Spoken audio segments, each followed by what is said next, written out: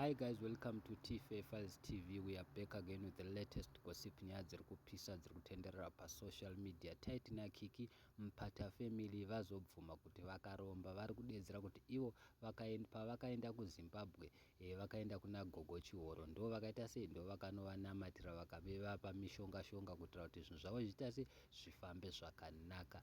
As we all know, vazikuru vambuya Nanda vanataura nyaya dzakawanda dzakasiyana siyana. Varipo vari kudedzera kuti aiwa kuromba zvenyu makaromba, but hamuna kurombeswa naGogo Chihoro. Gogo Chihoro tovaziva vanoadvertiswa nemasocialites akawanda, havaiti zvekurombesa. So guys, handizivi tinoti kudi, asi isu seTFA Files TV tinongoti nesiwo apa Taiti naKiki vanga vachingoda zvavo kuadvertisa Gogo Chihoro kuitira kuti zvinhu zvavo zviita se zvifambe zvakanaka. It's not all about kuromba. Handizivi guys unoti kudi nazvo, because Taiti anga achidedzera kuti iye patakangosvika chete kuZimbabwe takangonanga straight kwavari vakanotinamatira, tinoziva tete tichiroyiwa nemafamilies, of which nesu tozvibvuma kuti Taiti naKiki pavakangodzoka vachibva kuZimbabwe zvinhu zvavo zvakabva zvatanga kufamba zvakanaka, of which kana kuri kuti vakaromba vanenge vakarombeswa nevamwe vanhu kwete naGogo Chihoro. Handizivi guys unoti kudi, asi Mpata family vadedzera kuti ivo zvinhu zvavo zvakufamba zvakanaka. Kana muchida